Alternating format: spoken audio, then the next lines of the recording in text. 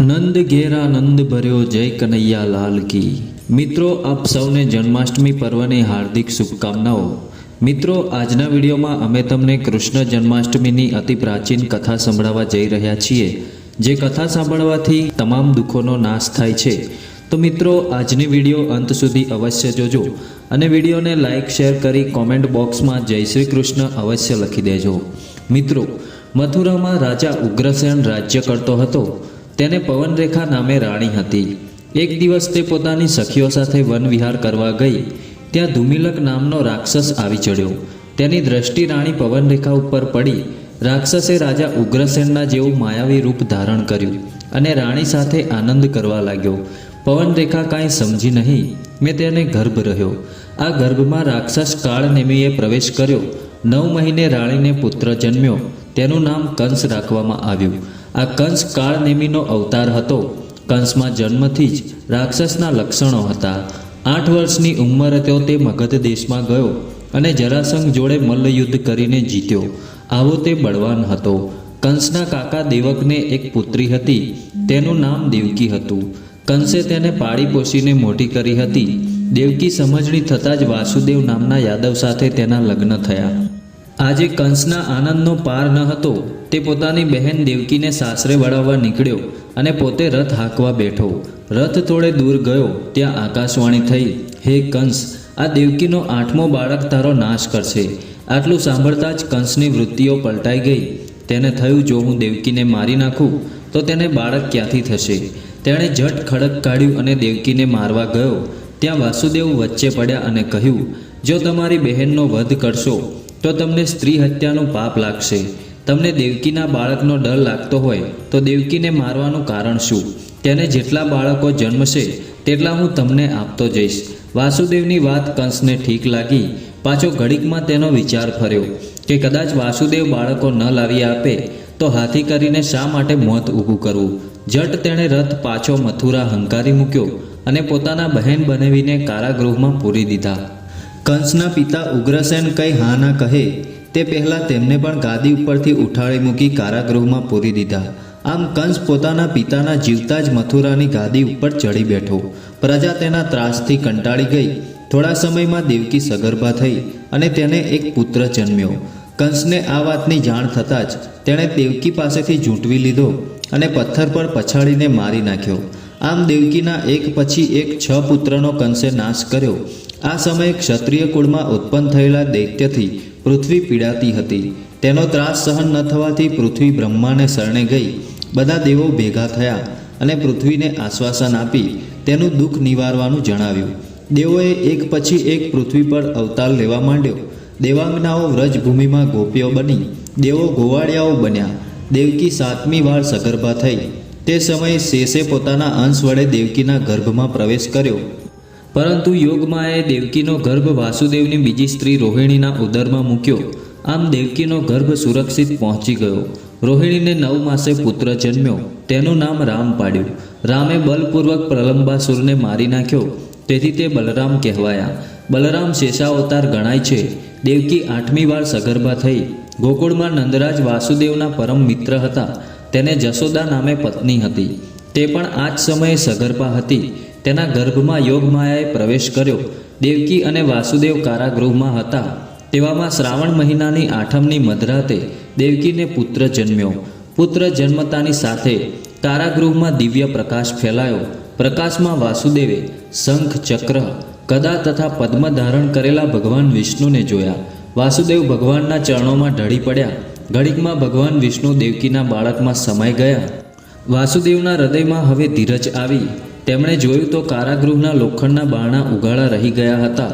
દીવાના પ્રકાશમાં ચોકીદાર પર દ્રષ્ટિ કરી તો બધા ગાઢ નિંદ્રામાં ઊંઘતા હતા। વાસુદેવે ગમે તે ભોગે દેવકીના બાળકને બચાવવાનો તેમણે નિશ્ચય કર્યો। તેઓએ બાળક કૃષ્ણને છાબડીમાં મૂક્યા અને છાબડી માથે મૂકી સાવધાનીપૂર્વક ચાલી નીકળ્યા। તેઓ યમુના નદીના કાંઠે આવ્યા। યમુનામાં પાણી ઘૂઘવાટા લઈ રહ્યું હતું। આજે તેમના શરીરમાં દૈવી શક્તિનો સંચાર થયો હોવાથી તેમણે ગમે તે સંકટનો પ્રતિકાર કરવાનો નિશ્ચય કર્યો। સાહસપૂર્વક તેમણે નદીના પાણીમાં પગ મૂક્યો। ઘૂઘવાતી યમુના જાણે શાંત બની ગઈ। વાસુદેવ ક્ષેમ કુશળ ગોકુળમાં નંદરાજાને ઘરે ગયા। તેમણે નંદ રાજાને બધી વાત કરી અને પોતાનું બાળક તેમને સાચવવા સોંપ્યું. જશોદાને આ જ સમયે એક છોકરીનો જન્મ થયો હતો. તે જાણતી હતી કે કંસ અવશ્ય મારી બહેનપણી દેવકી ઉપર અત્યાચાર કરશે, એટલે તેણે કૃષ્ણના સાટામાં પોતાની નાની બાળકી વાસુદેવને આપી. તેને શ્રદ્ધા હતી કે તે છોકરી છે એટલે કંસ તેને નહીં મારે. વાસુદેવ છોકરીને લઈને કારાગૃહમાં પહોંચી ગયા. વાસુદેવે છોકરી દેવકીના ખોળામાં મૂકી અને બધી વાત કરી. કારાગૃહના બારણા બંધ કરી દીધા. વાત સાંભળી દેવકીને નિરાંત વળી. સવારે કંસને ખબર પડતા જ એક ક્ષણે કારાગૃહમાં આવ્યો અને બાળકની માગણી કરી. વાસુદેવે વિનંતીપૂર્વક કહ્યું, રાજન, દેવકીને પુત્રી જન્મી છે. પુત્રી દ્વારા આપને કોઈ વિઘ્ન નહીં આવે. કંસે કહ્યું, વાસુદેવ, તમારું કહેવું ખરું છે, પરંતુ બતાવો તો ખરા. વાસુદેવે છોકરીને કંસના હાથમાં આપી. કંસ છોકરી જોઈ ખડખડાટ હસી પડ્યો અને બોલ્યો, વાસુદેવ, હું મૂર્ખો નથી કે હાથે કરીને કૂવામાં પડું. આમ કહી કંસે છોકરીને પથ્થર ઉપર બળપૂર્વક પછાડી. પણ આ શું? છોકરી અદૃશ્ય થઈ ગઈ અને જતાં જતાં બોલી, કંસ, ઈશ્વર લીલા તું શું સમજી શકે? તે મૃત્યુ ટાળવા અનેક બાળ હત્યાઓ કરી, પણ મૂર્ખ, તારો શત્રુ બાળ સ્વરૂપે ગોકુળમાં ઉછરી રહ્યો છે. આ દેવવાણી સાંભળી ત્યારથી કંસનો અજંપો વધવા લાગ્યો. તેણે પોતાના રાક્ષસ મિત્રોને પૂતના જેવી દાસીઓને ગોકુળના બાળકોને મારી નાખવાનું કામ સોંપ્યું. પૂતના માસી રૂપે નંદ રાજાના ઘરે ગઈ અને સ્તન ઉપર હળહળ વિષ ચોપડી કૃષ્ણને સ્તનપાન કરાવવા ખોળામાં લીધા. પરંતુ કૃષ્ણએ પોતાના સ્થાને શેષનાગને સ્તનપાન કરાવ્યું. ઘડીકમાં પૂતના મૃત્યુ પામી. કંસની આખી યોજના ફોગટ થઈ. ત્યાર પછી કંસે બકાસુર, આદાસુર જેવા રાક્ષસોને મારવા મોકલ્યા, પરંતુ કૃષ્ણએ તે બધાનો નાશ કર્યો. કંસ જેમ જેમ યુક્તિઓમાં નિષ્ફળ ગયો તેમ તેમ તેની ચિંતા વધવા લાગી. છેવટે તેણે અક્રૂરજીને રથ લઈ કૃષ્ણને તેડવા મોકલ્યા. ગોપીઓની વિદાય લઈ અક્રૂરજી સાથે ભગવાન કૃષ્ણ મથુરામાં આવ્યા. અહીં કંસે કૃષ્ણને મારવા જાત જાતની યુક્તિઓ કરી રાખી હતી. કૃષ્ણએ મથુરાની સાંકડી ગલીમાં પ્રવેશ કર્યો. તે વેળાએ કંસે મદોદમદ નામના હાથીને છૂટો મૂક્યો. હાથીને પોતાના સામે આવતો જોઈ કૃષ્ણ સાવધાન થયા અને સૂંઢ પકડી બળપૂર્વક તેનો એક દંતશૂળ ઉખાડી લીધો અને એ જ દંતશૂળના પ્રહારથી એ ભયાનક હાથીને મારી નાખ્યો.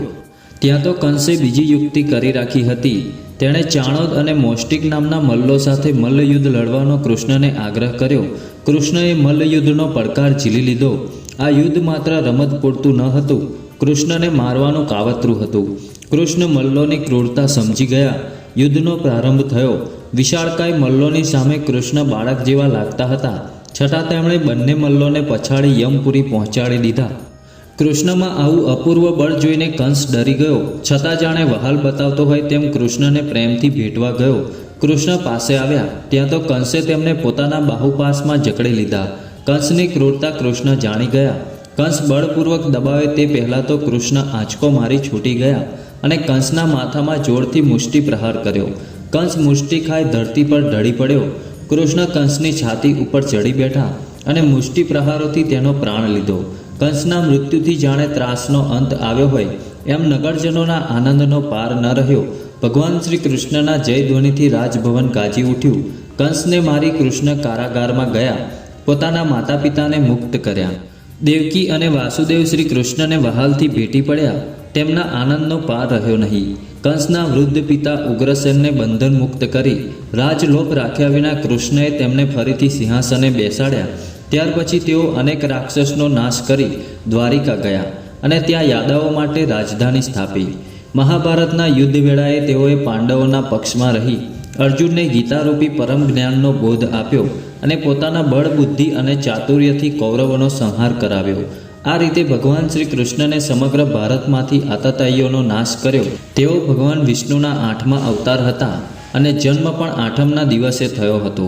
આથી આ દિવસ જન્માષ્ટમીના નામે ઓળખાય છે. જન્માષ્ટમીનું વ્રત સુખ, સમૃદ્ધિ, સંતતિ અને સંપત્તિ આપનારું છે.